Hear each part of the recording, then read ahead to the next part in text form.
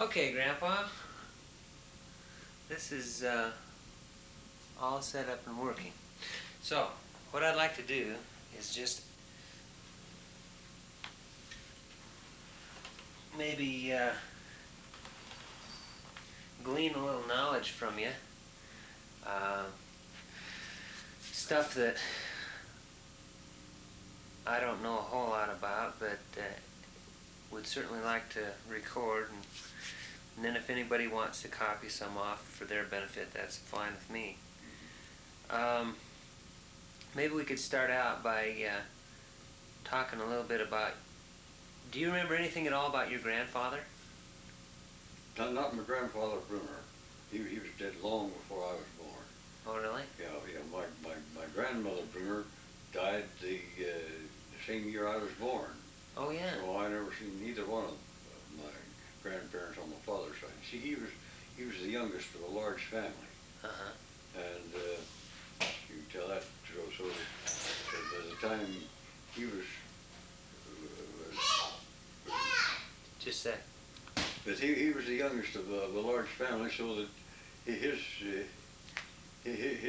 youngsters are, maybe at least a generation behind the older people that are cousins and so on. You see, so that the father, his father, was dead long before my father even married. And my grandmother, and I know she died in 1899. That was my same year, so that was what put us way behind. In fact, I figured once that while I was of the seventh generation after they came over here from Germany, yet there was my contemporaries. Some of them were of the ninth generation. So that's how far behind it made it sometimes. You see, if the earlier ones married and had children at a younger age, and then my father, he didn't marry, I don't think, and he was the youngest of a large family, and he didn't marry till I think he was close to 30, if I'm not mistaken. Uh-huh. So that put us, his youngsters, way behind. Almost left the generation gap there. There is a generation gap there. Okay. Yeah. So, all right, where were you born? In Amaretta, Oklahoma. That is now in Alfalfa County. It was Old Woods County at the time I was born. And my father had, he and two brothers had homesteaded when they opened up the Cherokee Strip, and that's how we got started in there. How long had your father lived there when you were born? Oh, I would imagine about, it must have been about 3 or 4 years, I guess. Uh-huh. At least that long. I must have been, because there was three children born before me. See, I was the fourth one, I guess. So he had to be there 4 or 5 years before I was born. Uh-huh. Okay. I was born in a sod house, and I remember though when they built the frame house, my grandfather Vogel was a stonemason by trade, and he had a farm up in Kansas near Kiowa, and he came down and laid the foundation, stone foundation. Oh. For the. Now you didn't dig basements in those days, did you? No, they didn't dig a basement there. So they what we did mostly they had outside, they had a cave, what they call a cave. They dig a hole in the ground there, and then they put a roof over it and cover that over with dirt. Then they'd have a vent pipe coming down for it, and that was practically weatherproof. and it was always cool in there. Did you guys ever play in there? No, they had supplies in there, and it wasn't a place. It wasn't exactly a playroom, I tell you. But they kept everything down there. There'd be like what you would call a root cellar now to store potatoes and things like that. And also, then they had a smokehouse where it would cure the meat, the pork, and sometimes the beef, and then they maybe put it in a cave and keep it too there. Oh, I see. And then in the winter time, of course, there was no problem at all to have it cool enough to keep things good. But that cave was a good place for particularly for storage of stuff that you didn't want froze. Did you line it? No. So it's just a hole in the ground? It was a hole in the ground. Sometimes they would board up the sides, but never put a floor in it. Yeah. It was better without any kind of. And you put perishable or stuff would just last longer down there because it was colder. Oh yes. It was good. It was good storage. There's no question about it. Of course, you didn't have refrigerators. No. Did you have an ice box? No. Didn't even have an ice box. No ice. There was no ice. Well, what? If you had ice, later on, said that they did develop storage of ice that they would in big ice houses around, and they would cut it from the pond where the water was. It would get pretty thick, and then later on, why they did have ice houses that would be put up. As a general rule, there wasn't any. So what did you eat? I mean, nowadays we're used to everything coming out of the refrigerator or out of a can. Yeah. What did you guys used to eat? Well, probably was a whole lot similar. We had potatoes. You generally had potatoes year round very well, and we could have other. For instance, there would be like Hubbard squash, the old hard shell ones. They'd keep well for a long time, and we'd have beets and other things from the garden that would keep fresh for a long while. Or my mother would can a lot. She canned an awful lot of things like that. And we had, of course, poultry. We had so we could have a variation of meat, chicken. We have put up our own pork, and beef that we'd butcher. And generally, scatter around the bitten neighbors if you did, and then they in turn would give some back to you when they butchered. So it was quite a cooperative thing there. And of course we had milk, and we made our own butter. And flour we had to buy, sugar too.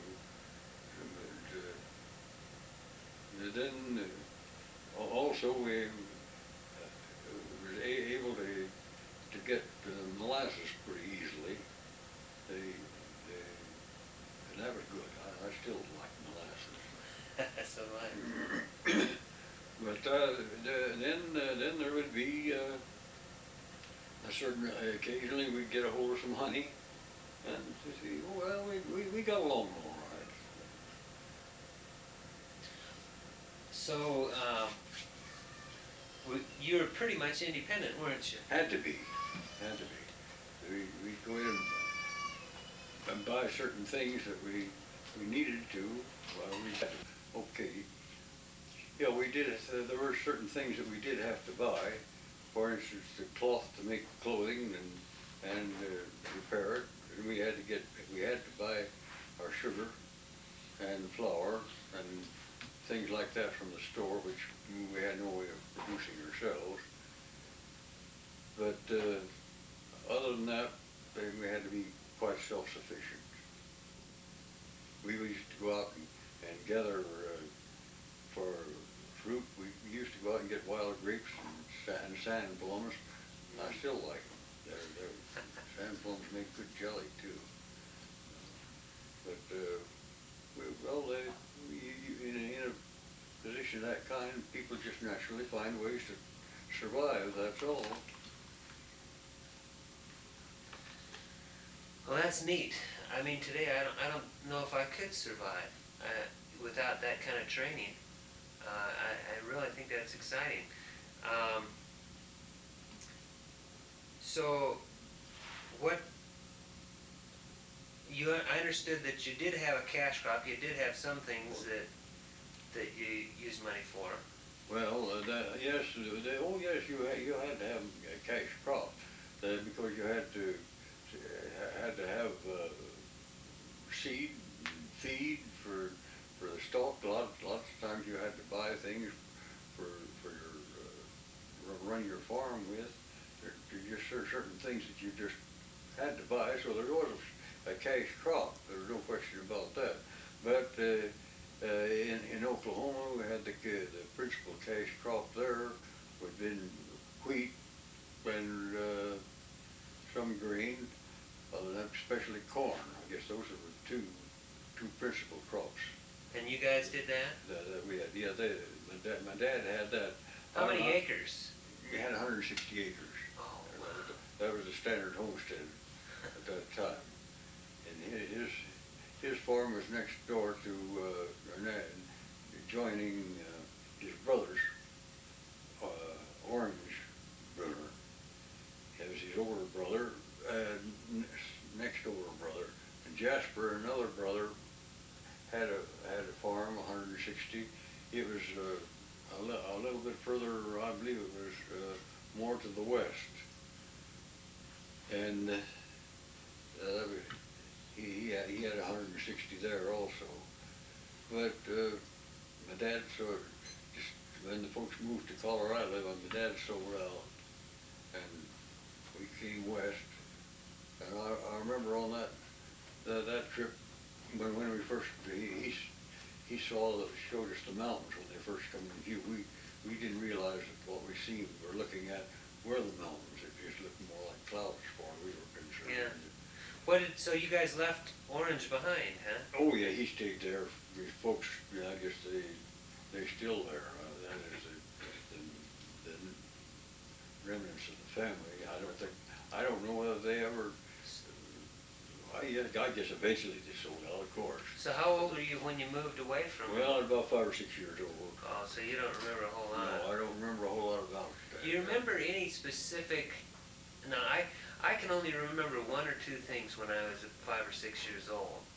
Do you remember anything specific about that when you were playing, when you were working? Any one experience that you can actually remember from back in those? Oh yes. I remember one thing that was kind of unfortunate. My oldest brother, Isaac, and I were down, we were wanting to, so we found a cactus down there, one of those round cactus like that would come up and bloom, and we wanted to bring that up and put it in the yard. And so Isaac had a spade, and he was digging around it. We wanted to dig around far enough so that we wouldn't hurt the roots too much, and he was jabbing it down there, and then he'd dig a while, and then I'd scrape the dirt out, the loose dirt. It was kind of hard dirt, powdery, and I'd dig it out with my hands. And I figured, of course, he'd stop when I would do that. And this time he didn't tell me to do it, but I thought it was time to dig, and I reached my hand in there, and he cut with the spade, cut clear across the 4 fingers there. Oh. And so, of course, that broke us both up. He grabbed my hand, and we started for the house. And my dad was awful mad about it. And he was going to give him a whipping for it, but I insisted it was my fault. I put my hand in there without him knowing it. So anyhow, he finally settled down and let it go with that. But my dad, he was sure put out about that. I carried those scars on my fingers for a long, long time there. But I suppose your mom patched you up. Oh, sure. Yeah, we bandaged them up, and that was it. Can you picture in your mind what your mom and dad looked like back then? Oh, yes, pretty much, yeah, have a pretty fair idea. It was, yeah, of course, after I got older and looked back at some of the pictures, it could kind of seem like, it always seemed like they were much older than what they were to me, because I was just so young and small.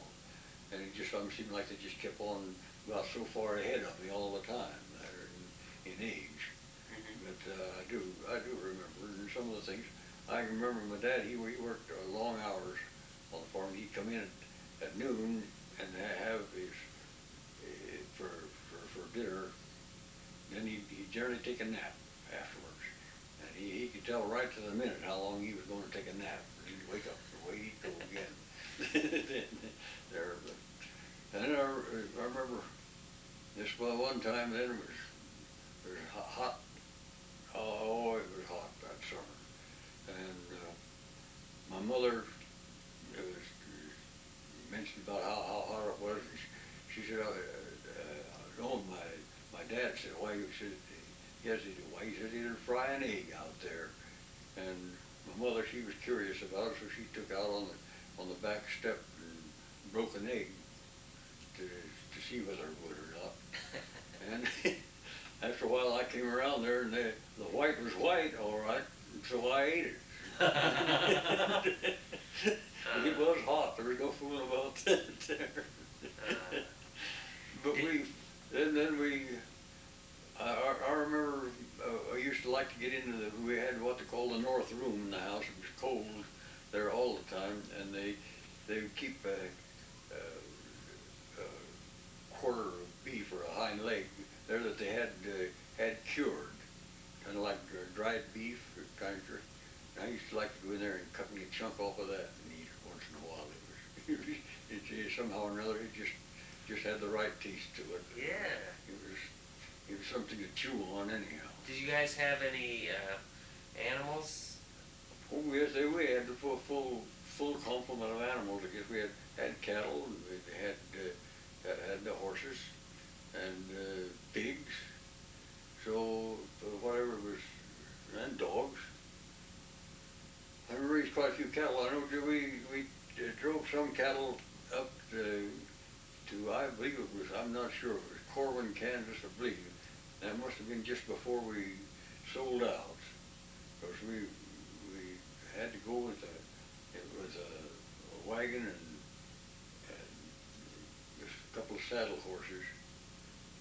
I rode in the wagon, I know that. I went quite a ways. Whether I just don't remember much about it, but I know we took a herd of cattle up into Kansas and sold them.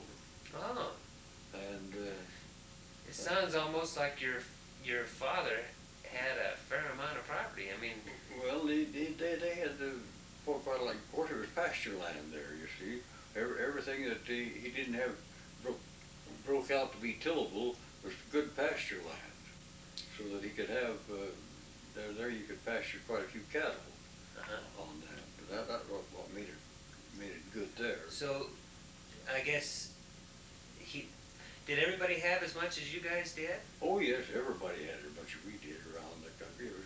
There wasn't anybody who was too outstanding to start with. They started pretty much Was it? even.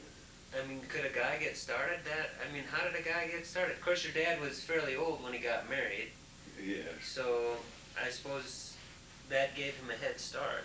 Well, they just went in there, had their, well, whatever it took to start. They whatever they had to do with, they'd go to work at it. That's all there was to it. And I don't know, they just had to manage it some way. Did the parents help out and stuff like that in situations? Like if someone was starting out, let's say in those days, like when you were starting out, you just went out and got a job, and you worked until you had enough money to buy something, right? Well, I generally used to send my money home. Well, whatever, when I was working in the house, if I had anything to spare, come home once in a while. And so that part of it, of course, what they started back there in the homestead, they didn't have anybody to help them out. Yes, that's what I'm thinking of. If, I was thinking specifically in Oklahoma, when they started out, they had a homestead, 160 acres, but it sounds to me like you had quite a few cattle. Well, cattle cost money. They didn't have cattle to begin with, though. Oh, it took years to get that. That's right, that's right. This was probably, when you sold that herd of cattle, that was probably his accumulation over several years' time, you see. Uh-huh. Yeah. Okay. So then you guys sold out, and you were a young man or a boy, and you moved to Colorado. Yeah, I went to Grand Junction, and I remember going over of course, my dad, now he had been west before himself. He'd been out in Colorado. He had freighted, hauled freight with team and wagons out to the mining areas of Colorado and around, so that he knew something about the mountains anyway. But I remember when we went over the Continental Divide on the train, So you I went- got sick. Oh. It was just, it took me quite a long while to outgrow it. They told me I'd outgrow it, and I went back. Then when my mother took me back 2 years later on a visit, and I got sick that time. And every time, and then I got sick coming back. There were 3 times going over the Continental Divide that I'd get sick. But after that, I didn't go over again for several years, and I guess I outgrew it because it didn't bother me anymore. I don't know, but he sure did when I was a kid there. That was all there was to it. Then we got out to Grand Junction, and there we had to start all over again, because he bought 40 acres of raw land about 5 miles northwest of Grand Junction. There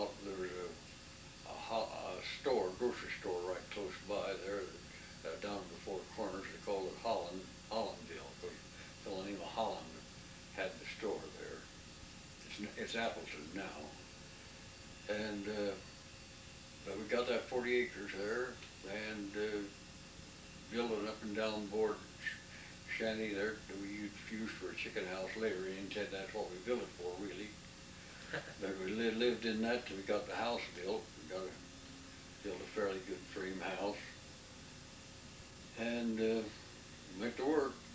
We raised there. We raised sugar beets, and that was the main crop. We set out an orchard then, because that was orchard country in there.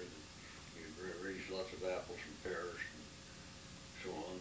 Up further east in the valley, why, there was all peaches. But the peaches didn't do so good down where we were, so we put out apples and pears. And then we had, of course, put out a lot of alfalfa.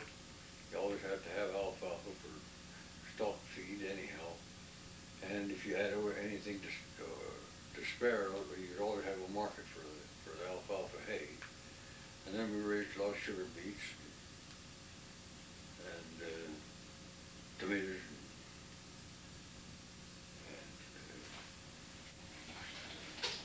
Just a second, Bill. All right, so now in Kansas he had 160 acres and he got it for free, and now in Colorado he paid money for 40 acres. Oh yes. Sounds like he's headed downhill, not uphill. My heck. Well, of course, you earned the 160 the time you got it. Yeah. But you had to live, I think, 4 years on it, make so much improvements on it, and so on. But you had to. There was no free land out west there when we went out there. It was all new country. Who owned the land? Who did you have to buy it from? It seems to me it belonged. Oh, I don't know. I remember the real estate company, but I don't remember who they bought it from. Yeah. And it was probably somebody that had either speculated on it or homesteaded it or something in the early days, and then cut it up in pieces. Yeah. Did you have water? Oh yes, that was one of the attractions out there was because you could irrigate, and every acre of land carried a certain amount of water right to it that you were entitled to. from under the irrigation system. And then he bought, my dad bought another 20 acres a little further, a little bit further east. And he sold that later to a family that came in from Kansas about two years later. And he sold that 20 acres because we didn't have any more need of that than anything. What he bought it for in the first place. But anyway, that was a long time after we bought the 40 acres there. We bought the So your dad made his living hauling freight when he was in Colorado, right? Yes, he hauled from Dodge City, Kansas, I think, out. I think that was his eastern point, and then he'd load up and haul it west to wherever they had orders for it, I guess. Mm-hmm. What do you remember any singular experiences as a young man? Now, when did you start going to school? Oh, I got started in Oklahoma, and I don't remember too much about it. Didn't go too long. There wasn't anything too startling about it. I went to Colorado and went to school there. And so we had to move there too, and it seemed like it's always getting set back. Every time I go to the store or school, it seemed like I'd have to drop back a grade and start all over again or something. But this one time it was, we had to move. On this 440 where we were at, when we moved out there first, we had two cisterns, one small one for the culinary purposes. Then we built a big one for stock, and it cracked, and the water all leaked out, so we didn't have any water for the stock for the winter, so we had to go and rent another place in another school district, so we went over there. And that was, you know, it just seemed like we had a lot of misfortune that way. And then they had to fix up the cistern, got it repaired, but we couldn't fill it till the next year when the water had come down the canal, because we just took canal water, regular irrigation water, to fill the cisterns with. Uh-huh. And anyhow, we went to the Pomona school there. It went to the 8th grade, and I remember it was a two-room school. They finally did add a little third room on just before we left there, and they went from the 3rd grade was on one side, and then went from the 4th grade to the 8th on the other side. And about that time I moved from the 3rd to the 4th grade, and I just couldn't make it seemed like, in the 4th grade. They, of course, where our trouble was, we kids had to stay home and work when school started, and then we generally have to leave school in the spring, so all my life I never did go one complete term of school.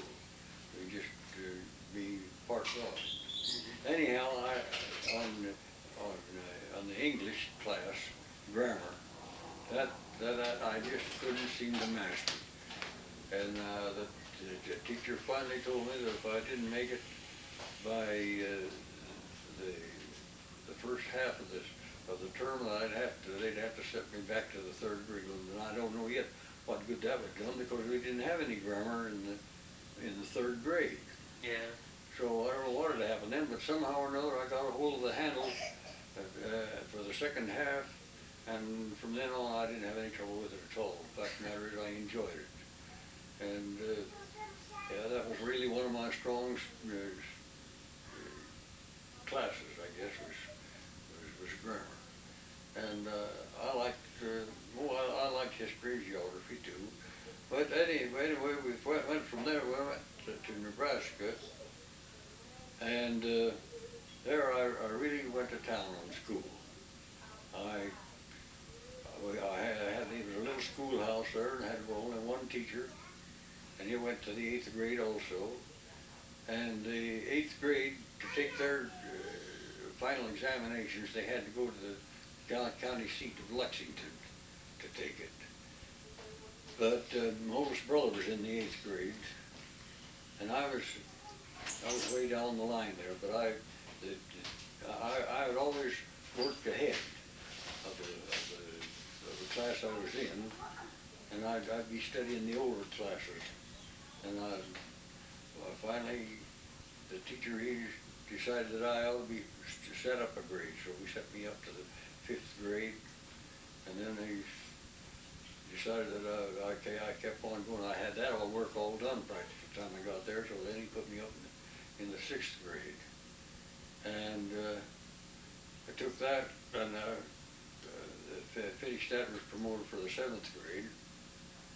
And after the kids had gone to school, the 8th graders had gone to take their examinations, he come back here, come the teacher back, he said, "Here, Clarence, I'd like for you to take this examination." And I said, "You don't have to, and it won't do you any good after you have." He said, "Just for my own curiosity," he said, "I'd like for you to take this examination." So he had the questions there that they were giving them for the 8th grade in Lexington. And so I had the whole thing there, so and I remember part of it was I had to draw a map of the state of Nebraska and locate so many rivers and so many cities on. That was one thing. And then the mathematics and the English, the grammar, I had those all worked out. Anyhow, I passed it. I went through the whole thing, turned it in, he graded it, give it back to me there.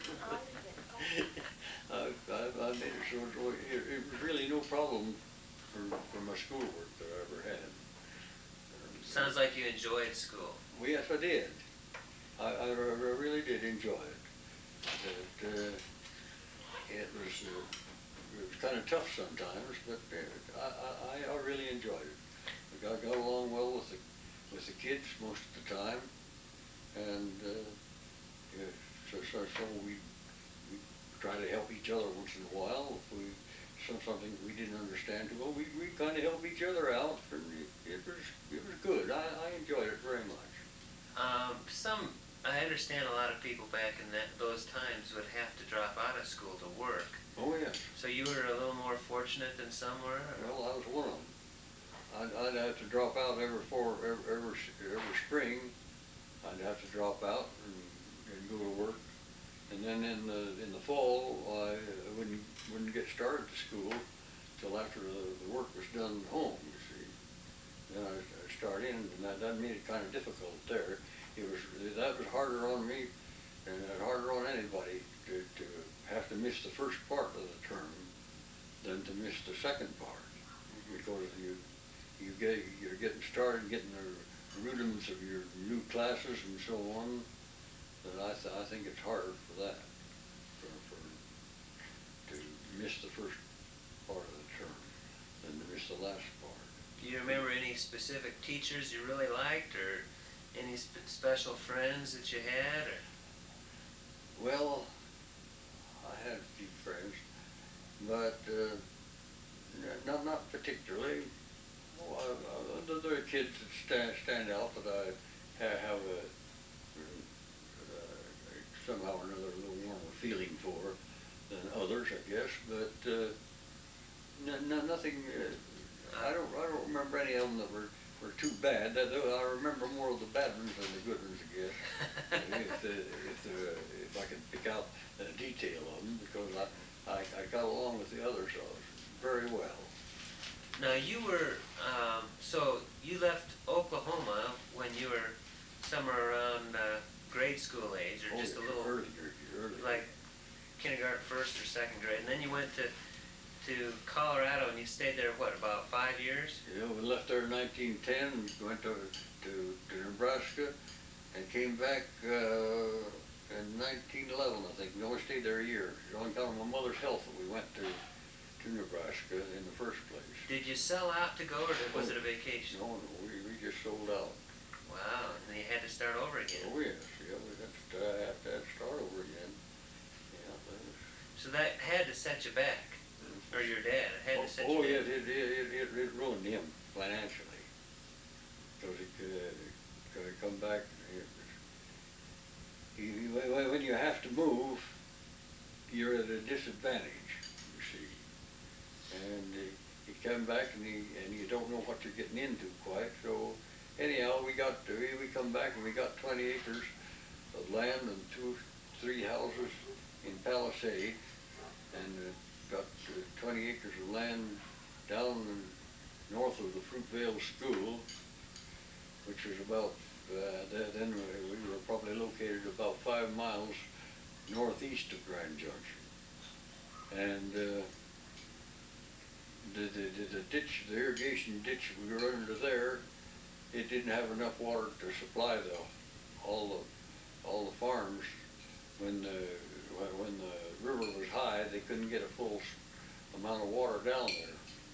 And it was, and of course, we didn't know all that when we traded it back. That was a new thing for us, you know. But we just couldn't get enough water to mature a crop hardly there.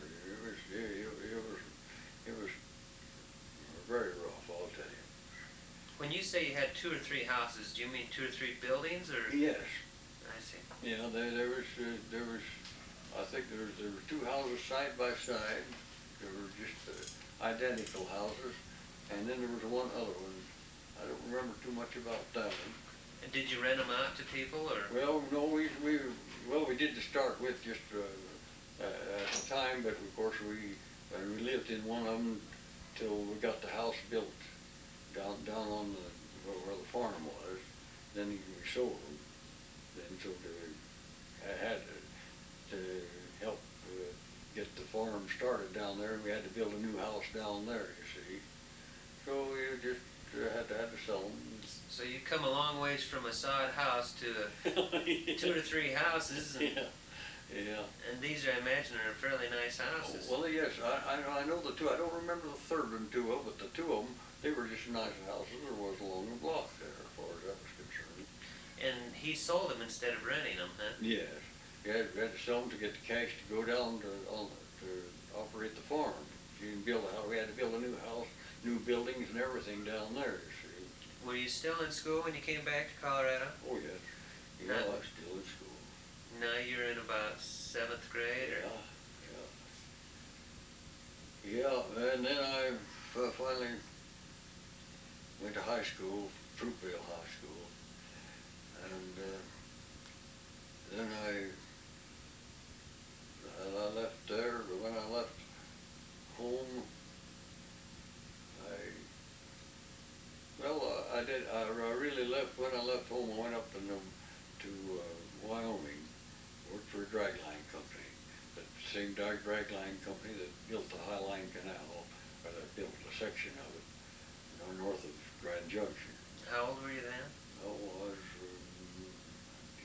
I guess I was 16 when I went up there.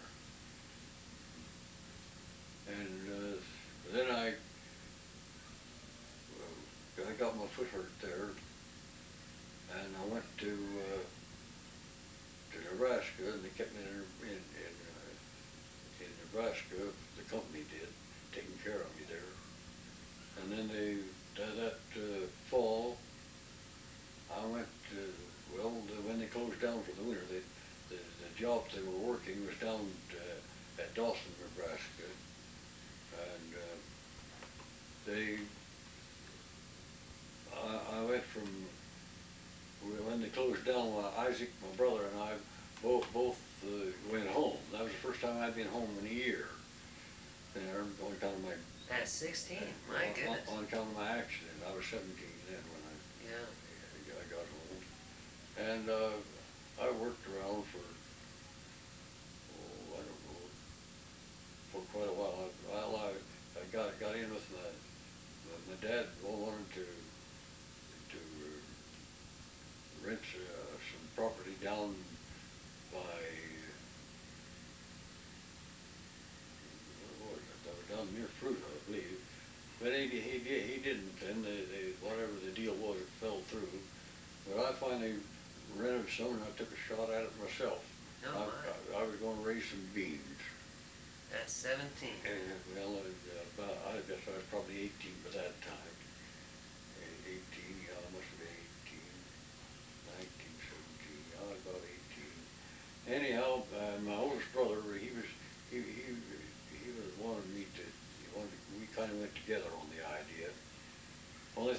went back to work in the spring. He went back to the dragline company to go to work, and that's when he met an accident and was killed. So I carried on alone on the deal that we had tried. We'd got a tractor and got a farm out there and was planting going ready to make a killing on beans. And had the nicest stand of beans you ever saw.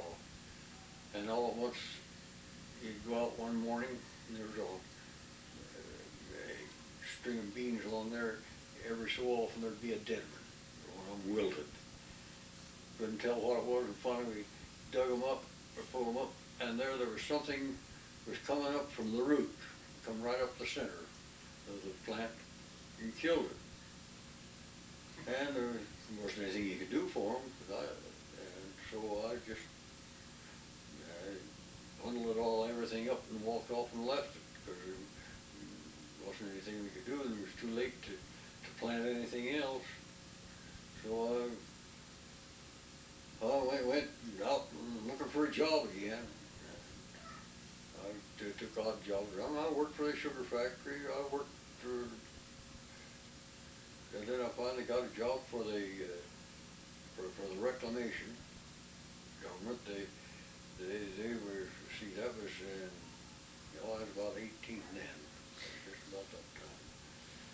Because I went, it was during World War I. They had planted a patch of wheat out by the Reclamation Service did on some of their government land under the High Line Canal, which was new at that time. And this spring, they wanted somebody to go out to irrigate that wheat. So I had a buddy that was a ditch rider out there, and he told me about they wanted somebody, an irrigation foreman out there. So I thought I'll apply. So I went up and I put in an application for it. And that's where it stood me in good hands that I had learned how to irrigate, because I knew that I could handle any irrigating job that they had there. So I went up and put an application in for it, and I got the job, and went out, went to work on it. Give us quite a patch of wheat there. They'd sure done a poor job of it the year before, though. And so I took it on condition that I could work my own hours, but I wasn't going to take it and just work straight 8-hour day, because you couldn't irrigate that way. You had to irrigate according to how the water was running. So that was all right. That was fine. And I told them I'd have to have my own help. Yeah. So I got my brother, Henry. I knew he could irrigate too. So I got him to help me, and then they give us another fellow that thought we ought to have another man out there, so they sent me another man out there, and they also had a patch of oats planted, so I put him over to take care of the oats field, because he was no good to help us on the wheat there. That was too much of a job. So my brother and I raised the wheat crop, and I got it up about ready to close to harvest, and then they wanted to sell it to me, but I didn't want to buy it because that was too much trouble. I'd be too much involved to get somebody to come out there and harvest it and dispose of it and so on. So I didn't want it, and it was laid by, and so they offered us a job, both of us, a job of riding ditch. So we took a job of riding ditch on down. This was at Camp 5, what they call Camp 5. What is riding ditch? You see the canal this is a large canal. And the ditch rider's job is to distribute the water from the laterals that you take out of the high line, your canal. This happened to be the high line. You could take out a large amount of water down the ditch, and you go all down through the country there, and each farmer would have a head gate up to that ditch where he'd get his water out from. And we'd have to distribute it out to them. We'd have cards there. They'd put an even order in that they'd want an eighth of a foot or a quarter of a foot or a foot of water, whatever, depending on what they could handle. And we'd pick that up one day, and the next day, we'd go down and deliver it to them. and then we had to keep track. You see, the farmers had to pay so much an acre foot I see. of the water, so the farmer, he could get what he wanted, but the ditch rider had to deliver it to him and had to keep track of it so that he could be billed for the proper amount. And that was what the ditch rider had to do. I see. And each ditch rider had, maybe, I guess 5 or 6 miles of canal, main canal that he would take care of. Okay. And but then he'd have to ride all the way down around all these laterals across the country there to make all these changes and everything. He had to cover the whole thing every day. See, so he'd know the ones that wanted it shut off or the ones that didn't, wanted it delivered. So you had to make the whole trip every day, and sometimes you had to double back also. So it was quite a job. Now, you did this on foot, or? No. You had you either have a cart or a wagon, or I mean, either a cart or a buggy or something like that. And they furnished us the transportation. My brother and I, or the other ditch riders, they had to furnish their own transportation. But I don't know, somehow or another they told us that we could go down there and at Camp 7, and they would furnish us the transportation. So we took it. And, No. Okay. and then I had to, Henry, he had I had a cart, 2-wheeled cart. The reason I liked a cart was because it was kind of rough country there that you had to go over sometimes. There wasn't good roads or anything. And the cart, you could go pretty near any place with it. And Henry had a sort of a spring wagon. But he went east and I went west from Camp 7. And one time he came in and he had lung trouble, had a pleurisy, and he couldn't ride rough too much. But he had this spring wagon anyhow, and I got along all right. But this one time he come in, he was late coming in, and we were eating when the cook looked up and he said, "What in the world is this coming down?" He looked up on the ditch bank where the road was. And here come Henry, and he was riding the straddle of the horse, and the spring wagon, the reach rods underneath the frame of it, and the running gears had broke, and they were hanging behind and dragging along there, and the front spring, he was pulled out, clear out in front there. That horse run away down there. I don't know, got spooked about something, and it was kind of rough country there too. And I guess he had a time of it there. How many brothers and sisters did you have? Well, I have 4. Let's see, there's 4 boys and one sister. And what were their names? Henry was my next one younger than me, and then there was Amos, and then Velma, and Everett. Of course, then you had your oldest one too. Well, yes, that was one, Isaac, he was killed in 1917. Now, did you graduate from high school? Well, later on I took a test on it. I didn't formally graduate. I took the schooling, and then I finally come back and took one of these tests that they have. Yeah. That they gave for it, and I passed that. That's the way Eric did it too. Did you, so you got a diploma with which school, or did you? No, they got, I didn't even ask for a diploma. I just passed it. I had a certificate. Yeah. Some kind of certificate, I don't know what it was. But that was the height of it anyhow. When we're going to wrap up your childhood, it sounds like we're moving into your manhood here pretty quick, but Okay. as a child,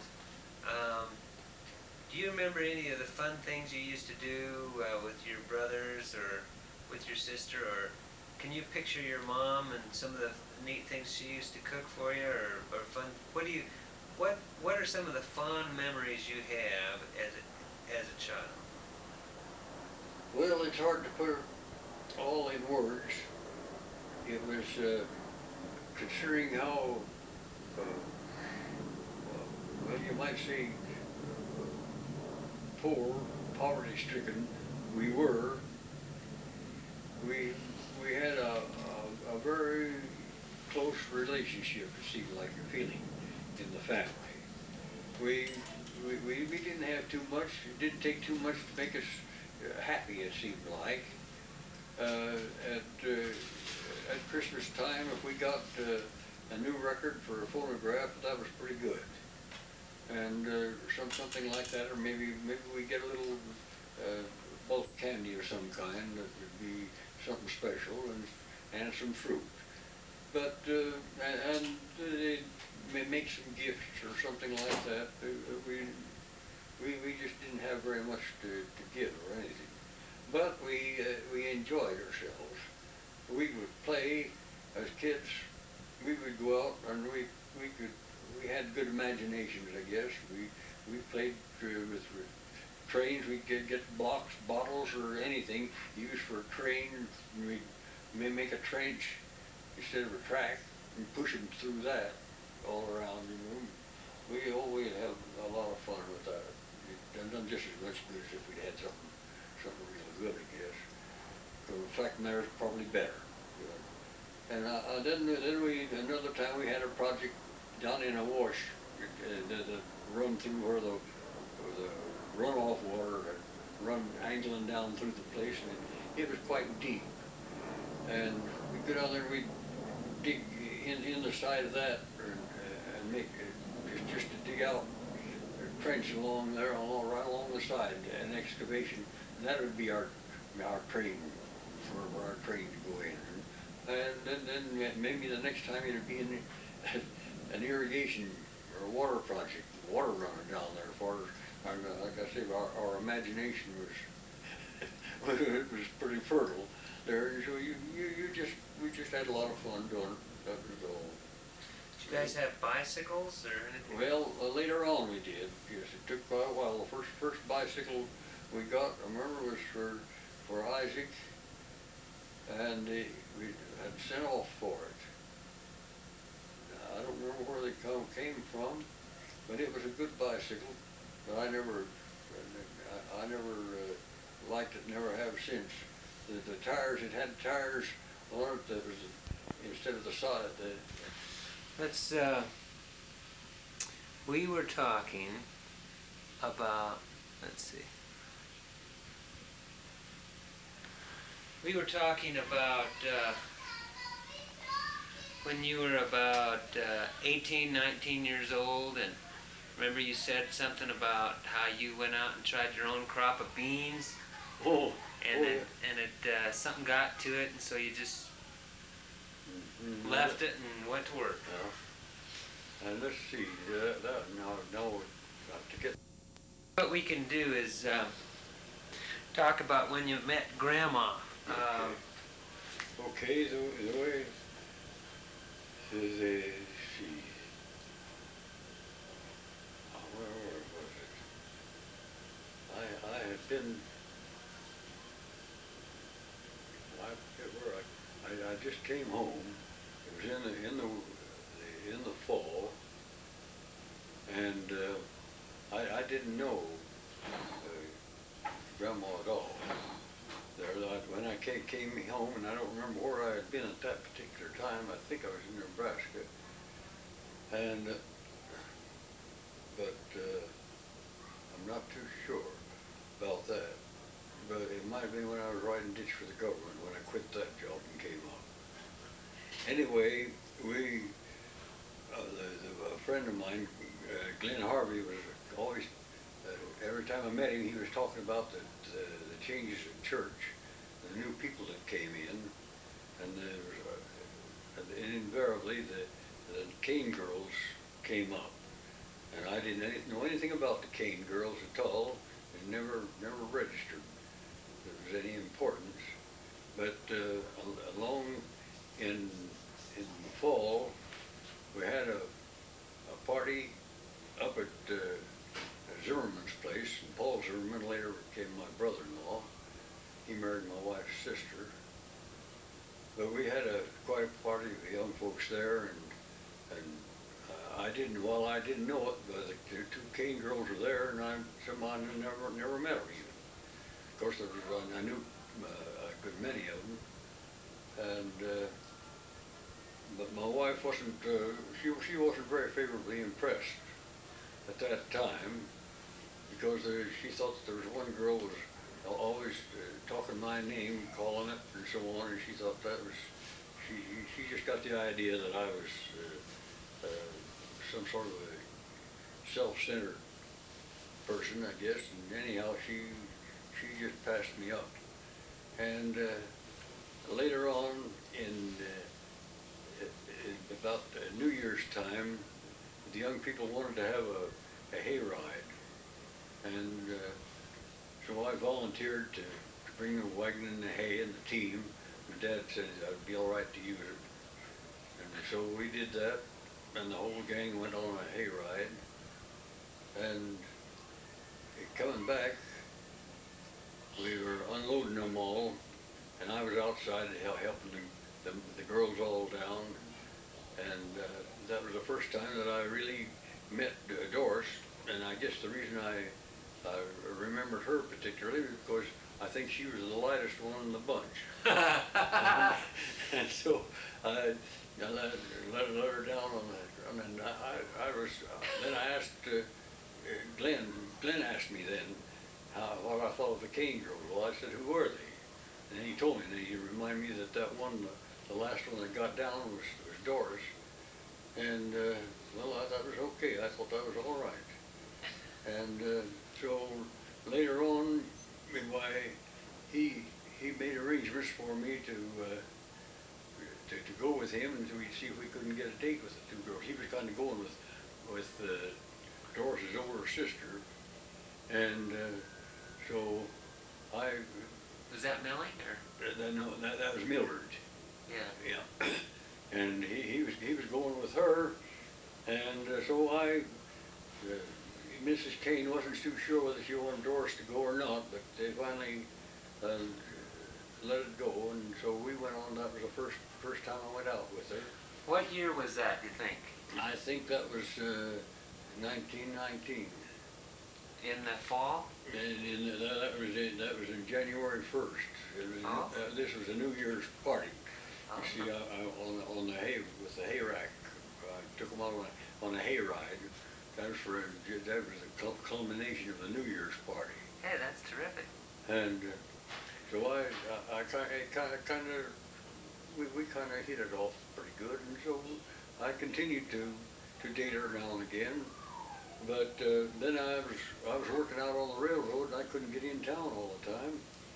But along towards summertime, we were getting pretty thick, and I had a motorcycle, and we did a good deal of our courting with a motorcycle. We'd get on that, and away we'd go, and it was really a good time. She liked to ride. At that time, she liked to ride a motorcycle, and she liked to go fast. But she got over that later. But I'd come in, and she wasn't sure whether I would stand for her to go with somebody else while I was out on the railroad or not. So we got to talking about it, and so some of the women told her that she oughtn't to just confine herself to one boy. She ought to go with several. And I wasn't too enthusiastic about that. And but we talked it over, and I told her that I didn't care for going with some of the rest of the fellows, just so when I came in that I would have a date, because I couldn't tell when the work train had come in, and whenever it did, well, I got a chance to come to town. I didn't want to come to town for nothing, and so she said that was agreeable, that any time that I would come in, why, I would have a date. Well, that worked out fine, and one time in particular, one time we really had any complications of the deal. I came in one Sunday, and was coming down Colorado Avenue. That's where they lived, on the Colorado Avenue, and the church was on Colorado Avenue. And I was going down, I was trying to find her. The young people had gone down to church, and were expected to come back, a good many of them anyhow, to Mrs. Kane's place. So I started jogging down the street, and all at once, here come Doris. I seen a bunch of young people down the street there, and I thought maybe that might be them, so I slowed down and went up there pretty close. Pretty soon Doris spotted me, and she said, "Oh, there's Clarence, and here she comes." She left the guy that she was with, and he wasn't too happy about it, but anyhow, that was our agreement. And so We have to realize she was only 16 and you were 20. Or, yeah. yeah. Did she, now where did she sit on that motorcycle? Well, on the gas tank. That was a Harley Davidson, 1917, I believe. They had a big tank in front. And she generally, when we go a long ways, well, she had a little cushion that she'd get and sit there put on that gas tank and then sit on the cushion. I had a luggage carrier on the back, which she could have put the cushion on that probably and done just as well, but it was a little more convenient this way. So she just sits sideways on the gas tank there. I see. And How did her folks like you? Hmm? How did her folks like you? Well, they kind of tolerated me up to a certain point, but afterwards, after we were married, well, I couldn't ask for a better mother-in-law. We just got along fine. But they were a little, naturally, like parents are, they were pretty skeptical. They weren't not sure that I was the right fellow for Doris, and that she was too young anyhow, and so was I. And we had all the various obstacles that they have to consider. But we managed to persuade them that it was okay, and she passed her 17th birthday, and I was 20, and so we got married on December 25th, 1919. That was the same year that we met. Oh my. It lacked from Christmas to New Year's of being a year that we were going together. But anyhow, that seemed to be all right. I imagine the fact that you both belonged to the same church helped a little bit. Well, I think that helped, yes. I think that helped quite a little. And, of course, we got a chance to get pretty well acquainted with each other and know each other more than what you would think. Was Mrs. Kane boarded a lot of people there for a while, and I was among them. So that we got a chance to, get acquainted quite a bit, and we probably knew each other better in that year's time than a lot of people would in maybe a longer time.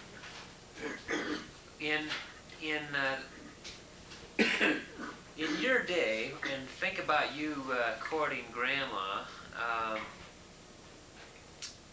what kind of relationship did you have? I mean, you went out for a year. Is this the kind of a thing where your friends, nowadays anything goes, and back in those days, as I understand it, people were, you didn't kiss on the first date type Oh, thing. no. That would have been forbidden. If you really figured on going steady, you just didn't. That was all there was to it. Probably some of them did, but any of them that did, I would venture to say any of them that kissed on the first date broke up, because I don't think they were of the serious nature. And gosh, I don't know how long it was before the first time I kissed Doris, but of course Glenn, he was telling me that I was too slow, that I better do better than that. He asked me how I got along, if I had.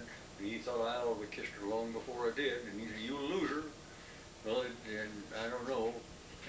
So somehow or another I didn't, and he and Mildred didn't get along anyhow. So I don't know whether he was kissing her sooner, but if it did, it didn't help their relationship any.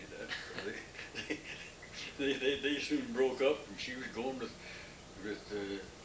I believe she was going with Paul, who was became my brother-in-law later, because So she married him? yeah, Paul Mildred married Paul Zimmerman, and they're still living over in Denver now. Where did Grandma's family come from? Well, they came from they were well in Illinois to start with, in that area there, Michigan, and then they went to New York. Well, actually in New Jersey. Her father was the superintendent of the railroad there, in the Hudson tubes, the H&M Railroad, I think it was, that went under the Hudson River there, and he was superintendent on that. But his health was bad. And that's the way they happened to come west. The doctor thought that he had they thought he had TB, and they sent him west. So he knew, I believe it was through William G. McAdoo, I believe, that he got a job out here in Colorado. Anyhow, he knew him, and it was through some acquaintanceship, I know, that he got a job out here in Colorado as a roadmaster, and they came to Alamosa, and they were there for quite a while, and then they moved to Price, Utah, with Rio Grande, and he was, of course, he was a roadmaster all the time. He was in Colorado, or in the West. And then he transferred to Grand Junction, and it was, he transferred there, I guess maybe they'd been there maybe 6 or 8 months before I come back home. And so they were comparatively new in the town, probably not more than a year. And then from there after we were married, I guess a year or two later, boy, he was transferred to, I believe it was Durango. And and he was from there. Then they went back to Denver, and was working on the Moffett roadmaster there when he died. And Mrs. King. What was her first name? Mrs. Kane, Millie. Yeah. Millie King. Yeah. And this was her second marriage, right? Yes, that was her second marriage, and his also. You know, they each had children. She had 4, and he had 6, and they merged and made a family of 10. And so he had a job on his hands. She did brother. too. Yeah. She did too. The youngest was pretty small when they were married, but they all grew up, and now they're all of them are dead except Mildred. Mildred is the only one of the whole family that's. And that was one of his? No, that was one of Millie's.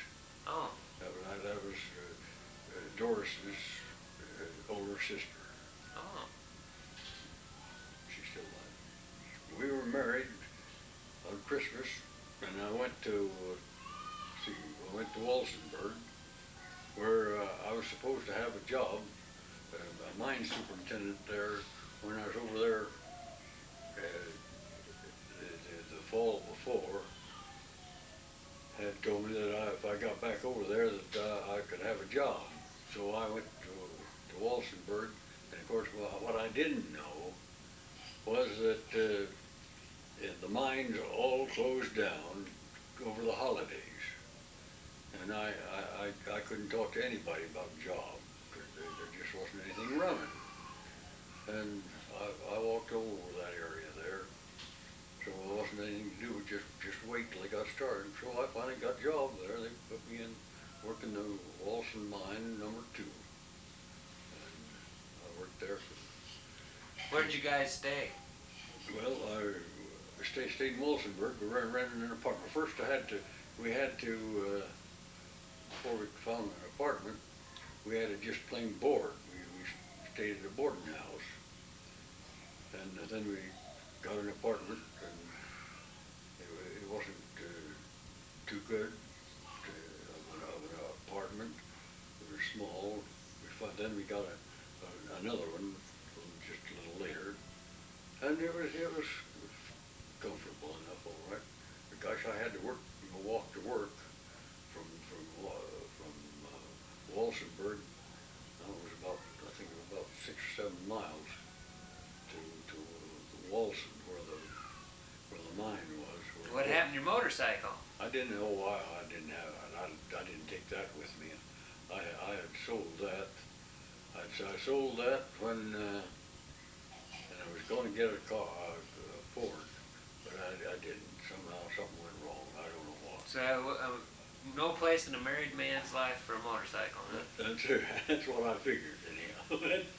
Anyhow, I sold the motorcycle because I could get it. I got a pretty good price for it, and I sold it. If it had been kind of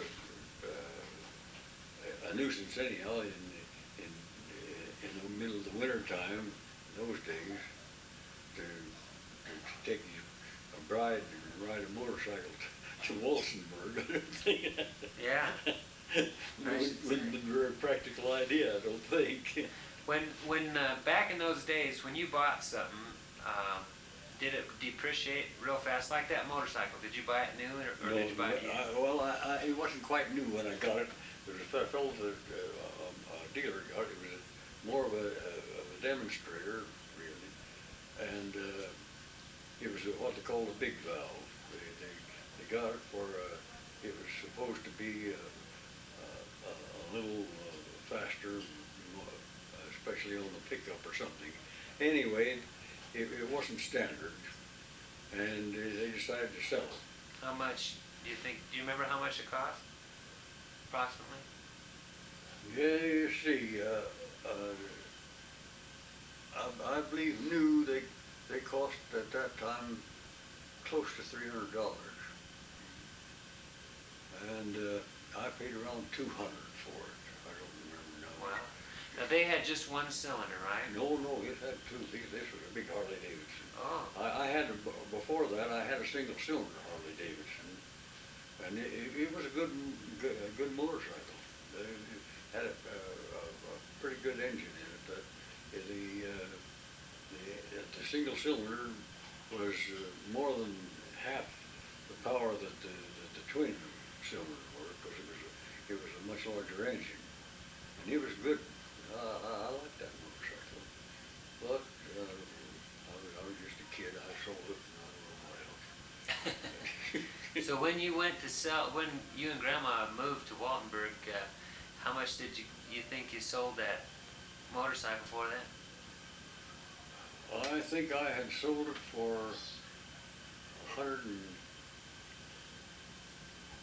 I believe $180. That's good. Well, it did all right. I had it and had all the use of it that I wanted, and I could see where I wasn't going to have much use of it for some time anyhow, and I didn't want to leave it around. So I sold it, and I was glad to get rid of it. So at least you had something to put down on an apartment or whatever. Oh yes, well, I just live on for a while. I barely had enough money for staying in the boarding house, and then had to get an apartment. Well, I just about had enough money to hold me over till my first payday in the coal mine. But How much did they pay you in those days? well, let's see. I believe the what they call the company shift. That is where you work now. You see, part of the work there you did by contract. So much a yard or so much a ton. Well, depending on what you were doing. And then if you, on that way you could work, well, whatever you worked out, way you made. And what they call the company shift would be where you're doing company work down there, not the contract work. And that paid underground. It paid about $6 a day. And I didn't, once in a while I'd work a company shift, but as a general rule, I was, it took a little while for me to get working into my room before I was going to dig the coal. And there was a layer of coal when they cut through with the machine, but there was a layer of coal on the floor that they had to have picked off before they could put the track in there. And so other than that, well, they paid that by the contract, and I'd have to pick that all loose. Then when they got inside, well, then I would load coal. I got paid so much a ton. We had a little tag with our number on it. And when you get a car filled, well, there's a hook on the inside. You'd hang your tag on the hook, and they would come in and pull your car out and give you another empty in there. Then you, whatever amount that you had that day, they'd give you credit for it. The fellow that was up on the tipple would, whenever a car come by, well, he'd weigh it and take your tag out and register it, so that they know how much everybody made, how much tonnage they had. Is there quite a bit of coal dust in the air? Oh well, yes. They tried to keep it pretty clean, but there's no doubt if a fella could have just seen it in the glass, I expect there was plenty of coal dust there. Because when we come out, the men coming out, the only place that you could see what a person looked like was his eyes, because he'd be covered with dust. So that's not too good on the lungs. No. When I caught cold while I was down there, and you see, you'd be drafted. If you worked real hard and get some perspiring, and then you'd stop and you wouldn't realize it, first thing you know, you'd be chilled, if you happened to be where there was a draft. And I guess I caught a cold. Anyhow, I come down with pneumonia, and when I got over that, I come back to Grand Junction, and I guess I went to work on the railroad then after that. But I resolved I wouldn't go back in the coal mine again. I had all the coal miner I wanted. I'm glad. You probably wouldn't be here today if you had. Oh no, I don't think so if I'd stayed in the mine. But I didn't particularly like it anything. You'd walk a mile or so down the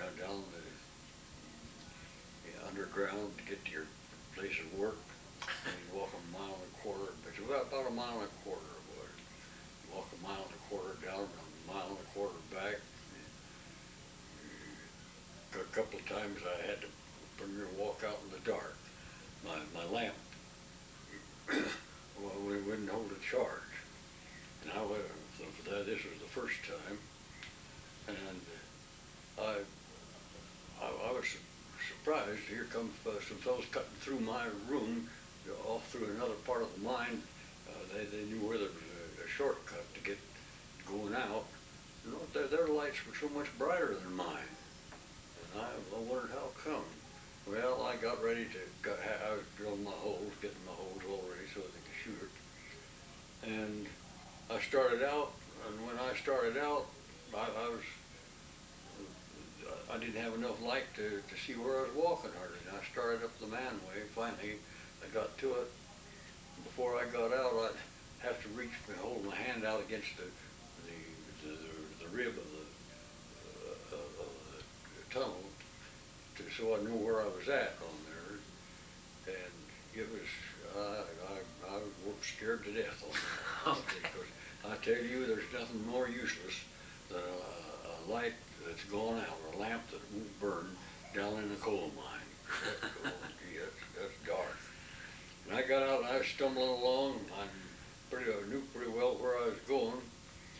And when I got to, I knew the way down, and there was mud holes along as you went along. Every once in a while there'd be a big mud hole, and there'd be a boardwalk off to the side of it there. Well, I wasn't looking for the boardwalk or anything else. I was just walking, trying to get there. Well, there was one big mud hole. After you came down the first, made a sharp turn, starting down, and right around that turn was a big mud hole. It must have been 20 feet long. And I was walking along there, and all at once I stumbled into that, and boy, I was never so glad to see something or feel something in my life, because I recognized that mud hole. And I know there was a boardwalk on the side of it, but then I wasn't looking for that. And when I got to the end, I knew that next bend, why, I could see daylight. Ah. And so I went around that, and boy, I took that battery into the battery, where I charged the batteries, and I told them about it. I didn't want it anymore, I wanted a better one.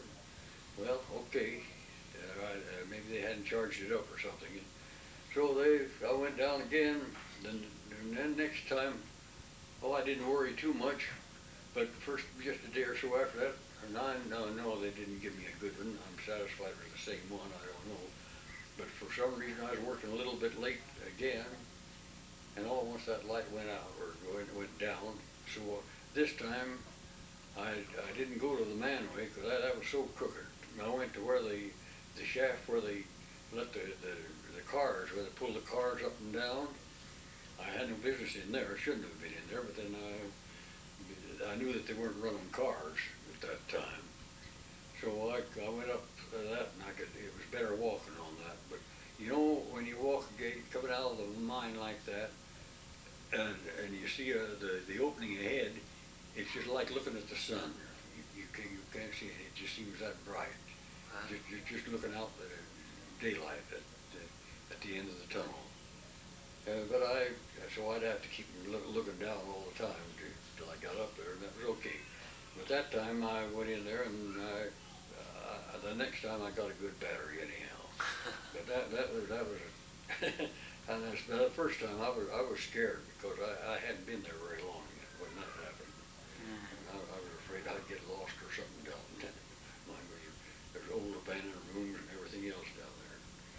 Anyhow, I got out. And that ended my mind. And then you ended up in Grand Junction again. Yeah, and then Did you go live with your folks, or did you? I just don't remember. I did buy a place there in Grand Junction, and I don't remember just the sequence of things. I worked in the sugar factory. Well, helped them. They were kind of rebuilding it and giving it a renovation, changing things around there, getting ready for that new season. And I worked there all summer, and well, anyway, I finally got back on the railroad. Yeah. I stayed there most of the time after that. And then we moved to, eventually we moved to Tabernash, Colorado, on the Moffett Road. I worked there for about, I don't know, I guess about 12 years. And then when the tunnel got through, the Moffett Tunnel was finished, we moved down to Phippsburg. And about then the Depression hit, and I went over to Palisade and worked in a peach orchard for, I don't know, quite a while, a year or two, I guess. And for a fellow named Knudsen. And then I got called back to the railroad, and I got laid off again. This time I went to Denver and hired out on the Union Pacific. Went to Cheyenne with several other mechanics, and we got there, and two of us went down and reported to the master mechanic first thing in the morning, and he wanted to know if we could do running repair work. Of course, that's most of what I'd been doing, was running repair work. We told him yes, and so they said that they had their job at Ogden that was open, and that they were for the regular force. See, the way the force, the regular force would be what they're reduced to during the slack season. Then when the busy season come along, why they would increase it, but that would all be temporary. So these were supposed to be vacancies on the regular force. So we told them we'd take it, sure. They got out to Ogden, and unfortunately, they'd already hired 2 men to fill the job, but they pushed to work anyhow. And I stayed there for a while and got till the slack season come, and I got laid off. I went to Salt Lake, and I worked out for what was then the Utah Copper Company. I worked there.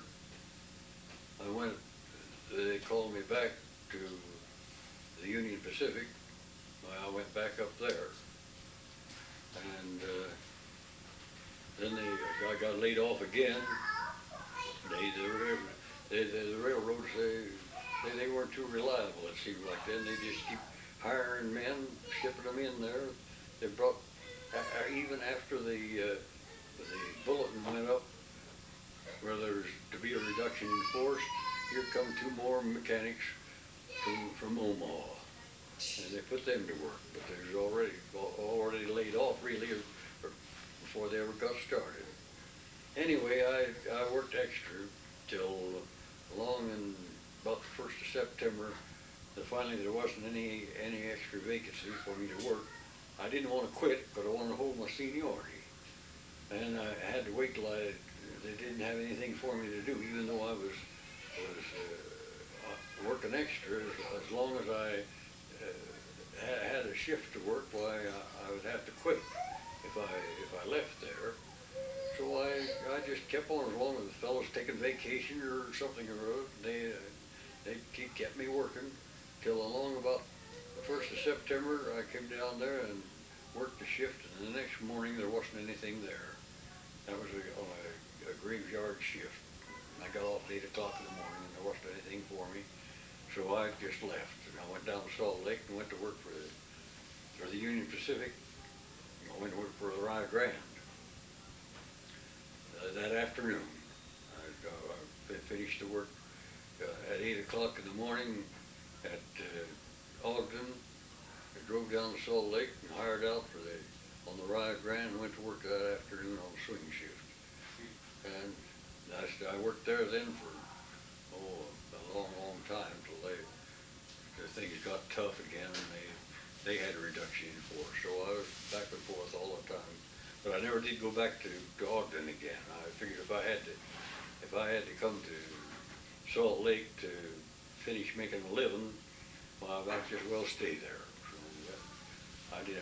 When they called me back the next time, I didn't go back. Let's back up to when you first started having kids, okay? Mm-hmm. And Okay. let's think what year that was. I was working over on the Denver and Salt Lake Railroad over by Dolores, Colorado, when Doris was pregnant with the first baby, and of course we knew that he was going to come January 15th. That was definitely the date. So, but eventually, her mother persuaded her that she ought to go back a little bit early, because she's afraid he might not be exactly timed correctly. So she started back about I guess it's a little after New Year's.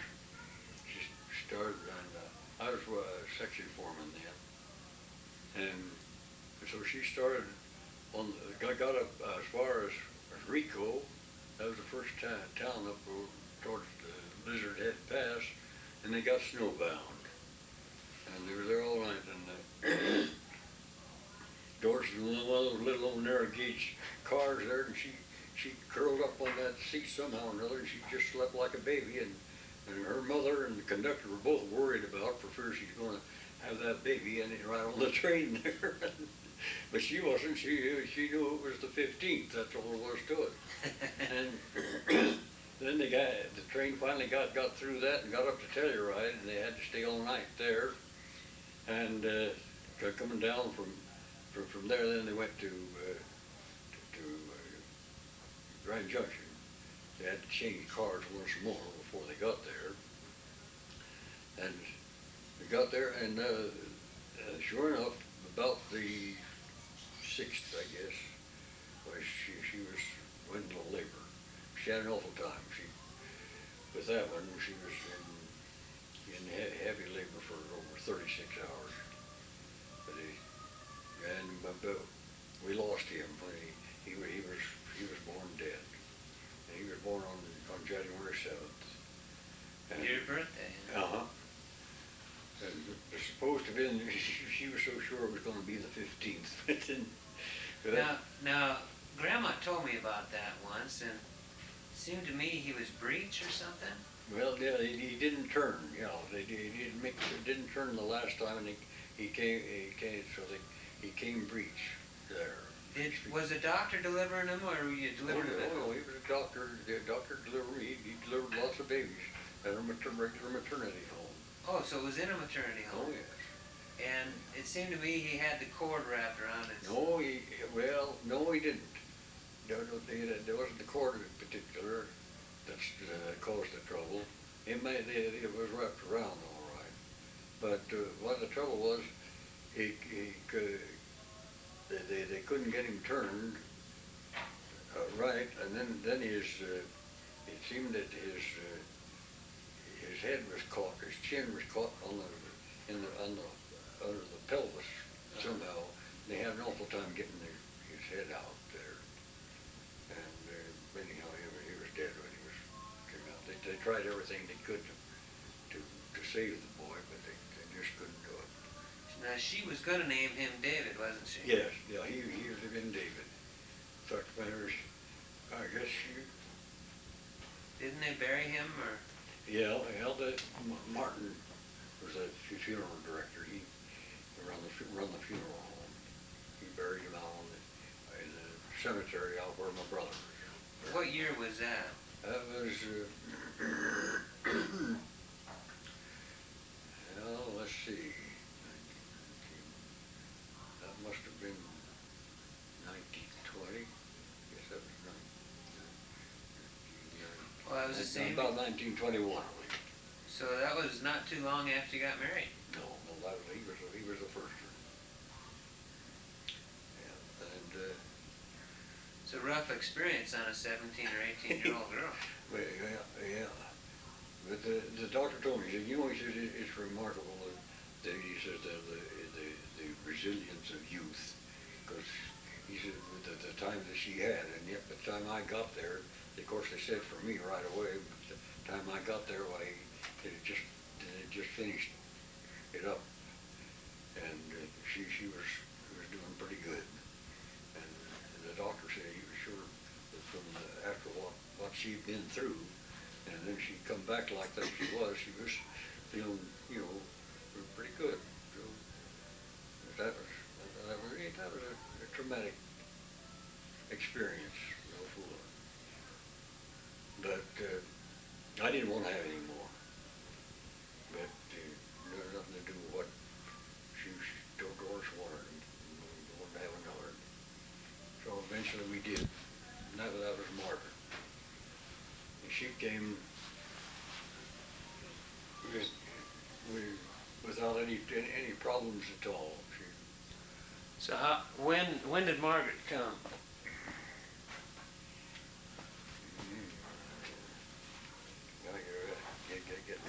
That gets you in trouble here. Yeah. I have to get some references there. Yeah, I just don't remember what it was in April. But I don't remember that. But anyhow, it was a few years later, wasn't it? Oh yes, it was. Well, it wasn't too awfully long because Doris wouldn't wait for that. She missed the idea. On account of losing the boy. she figured that if she had another, it'd kind of take the place of it. Yeah. So that was the reason we had one as soon as we did on that. There wasn't as much time between the boy and Margaret as there was between the rest of them. I know that. She's just determined that she's going to have one. That's all. Well, when Grandma makes up her mind about something. Well, and other people, then even the doctor recommended it. So that's the way it went anyway. And it got along all right. I was afraid because she had so much trouble with that, and I didn't want to lose her. Yeah. That was my problem. Yeah. That was. Could have lost her too, huh? Huh? You could have lost her. Oh yes, it was bad. I'll tell you.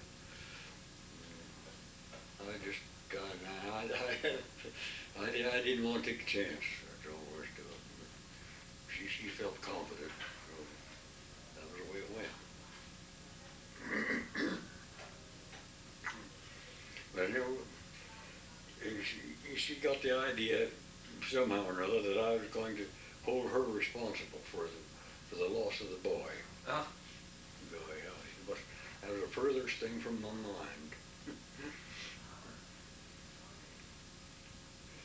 Then Junior came. He came in a hurry too. We came from. We were living in Tabernacle when he was expecting him. Doris came on over ahead of time, stayed with her sister at Grand Junction, and that was in February. He was early born, and of course I was going to come over, so I'd go over there for when he was born. But I had to work a double shift in the roundhouse so that they would let me off. It was hard to get them to let me off, let a fellow lay off at that time. And This was before the Depression, right? yes. I think he was 26. Yeah. And but times were rough just the same. And the train come down to what they call State Bridge on the Moffett Road. Then it was about I don't know, 15, 16 miles across over a ridge of mountains to the Rio Grande, to where I would catch the train to go on to Grand Junction. So I got down there, and of course at that time I had a big pack I carried on my back, because when staying at my sister-in-law's place, well, we'd always, when we go to Grand Junction, we'd always take the bedding with us a lot, because you never knew whether we were going to have enough bedding where we were going to stay. I'll go ahead. Well, I got down. I got down about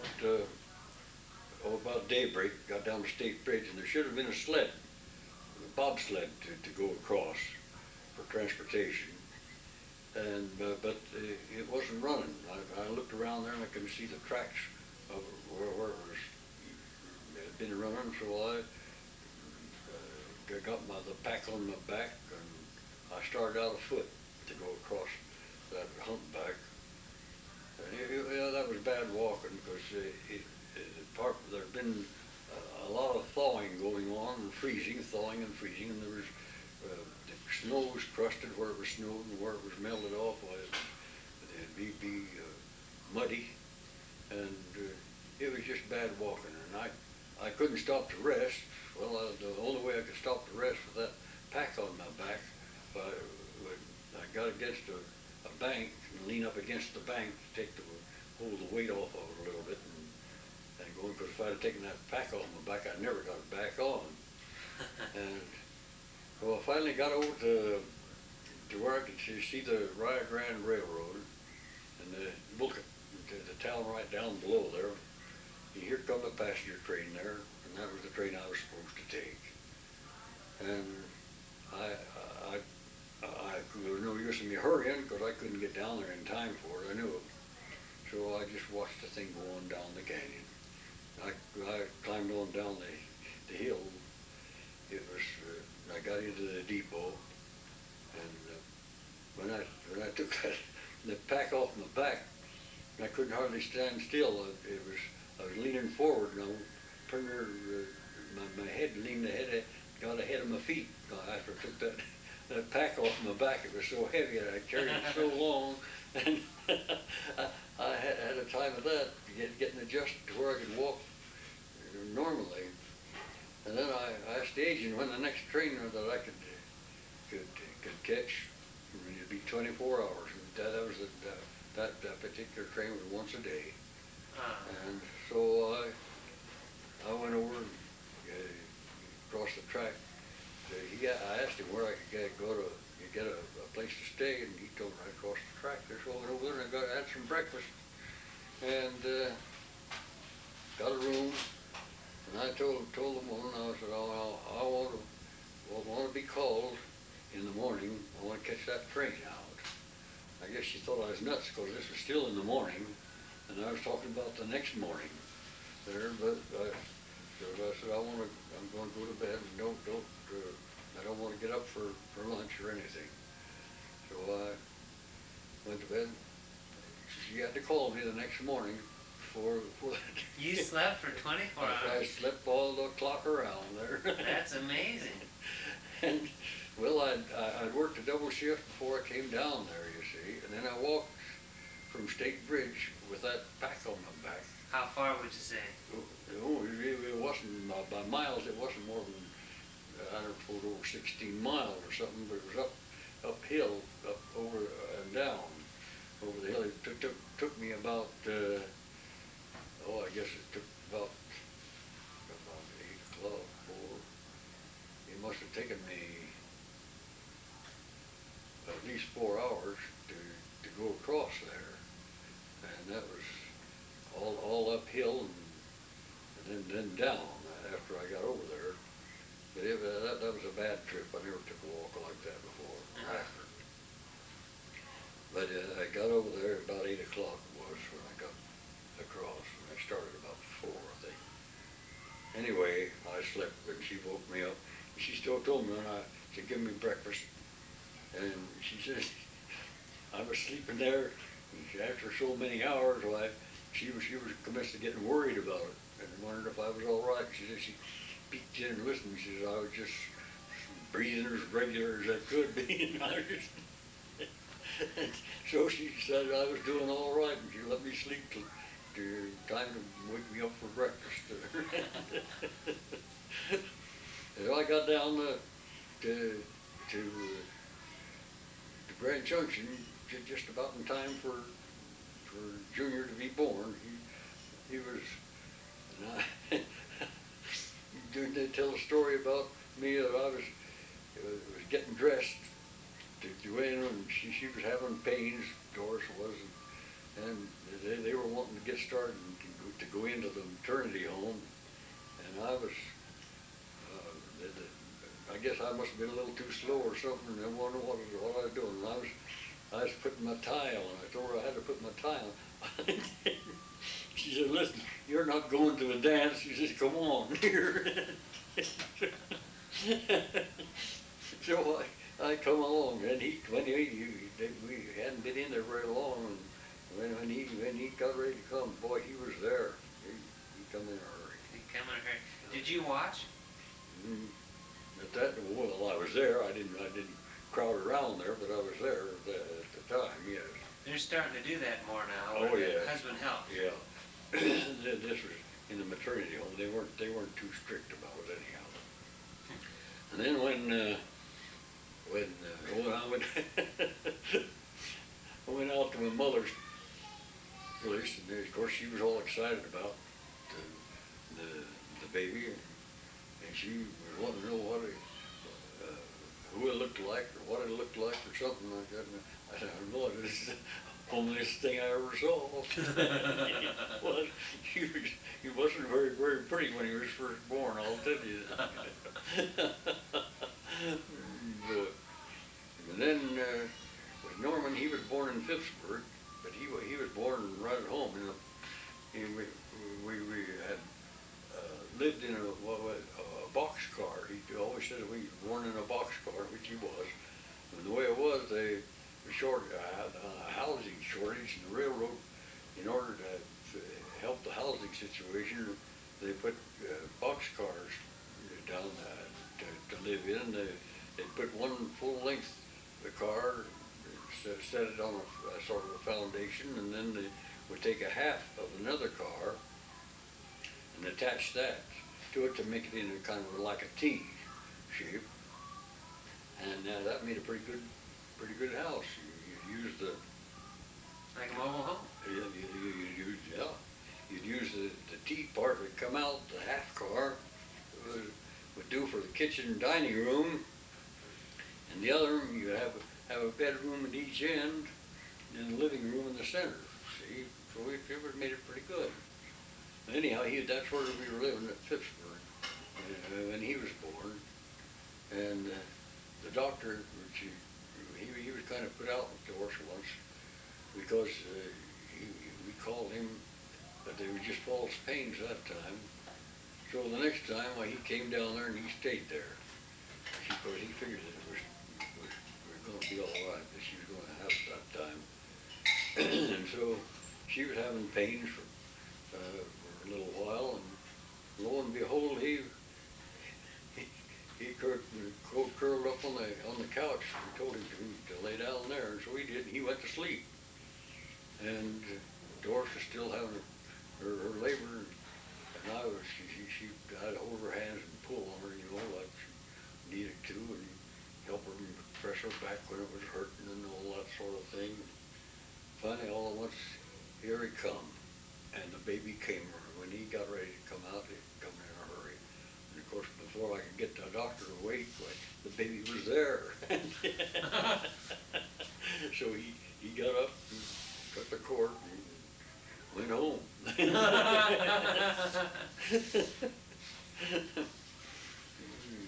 That was the end of it. How did you guys decide what names you'd name your children? Oh, I don't know. Just names you liked? Yeah, we'd run over a lot of them, talk about them, and then I don't know where Doris got the name of David, but that would have been David on the first one. That was all there was to it. And then Junior, I don't know, she just decided that should be Junior, and so that was the way it was. But Margaret, I was going to, I suggested Margaret. I kind of liked that name, but Grandma didn't care particularly for it, so she just called her Margot, and that was it. And the doctor, when he registered it on the birth certificate, well, he made a kind of a compromise out of it.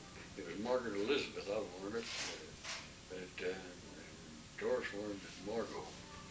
Well, it appeared on the birth certificate, Maggie Liz.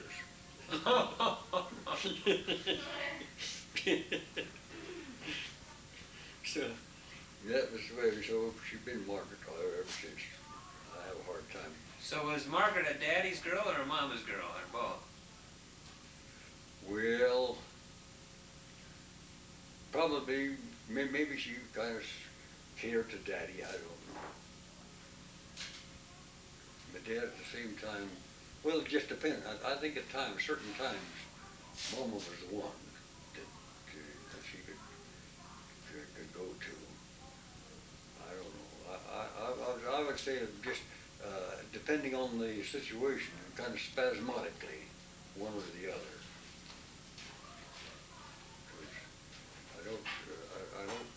I don't think I can say it was either one or the other all the time. Did she have a personality a lot like Grandma?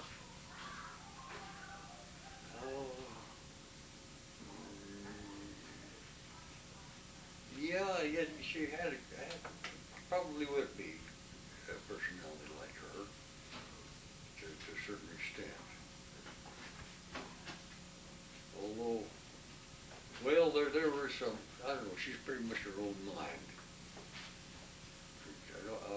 I couldn't say there was a duplicate of No, of my course not. mother's personality by any means, but it was entirely different. And yet there would be certain resemblances that would show up. But by and large, she was totally independent of either one of us. She seemed to me like, anyway. So, Margaret was a couple years old when Junior was born. Called Yeah. So she must have been around. Baby Bruner 3, I think. And he was born, I think, in 1926. I'm not sure. And then Norman came a few years later. Yeah, he was born in 31, I think. Oh my. There's about 3 years between them. I went out back there and figured I could go get the paper and figure it out. But I've got the records right upstairs there. That I'm taking out there to. We'll cover the genealogy side later. Yeah. Okay. So what was it like with little kids in Pittsburgh? Now you got 3 little kids, and you're working for the railroad? Yeah. Well, they would run around in groups about, generally similar age groups. There's quite a lot of kids around there at that time, and because they had a pretty good school there, so there were enough kids there that they just get together and play around. They'd have parties and so on, and in the winter time, they'd go out with their sleds and play on the snow. They didn't have any trouble enjoying themselves there. It was good. And then they had a burro that had been left there by some prospector, I presume, and he was just everybody's burro. It was just a general rule there that the kids that got a hold of him first, well, they'd play with him. They'd get on and ride him and so on. He was a gentle burro. He'd make himself at home around town there. If you think he wanted something to eat, he'd come to the back door maybe and start to bray. He'd come out and he'd give him something to eat, and he'd go on. He was quite a character, but he was awful good with the kids. And one time, Junior had got the burro, and some bigger kids just plain took it away from him. And he didn't like that, and so he come home. We had that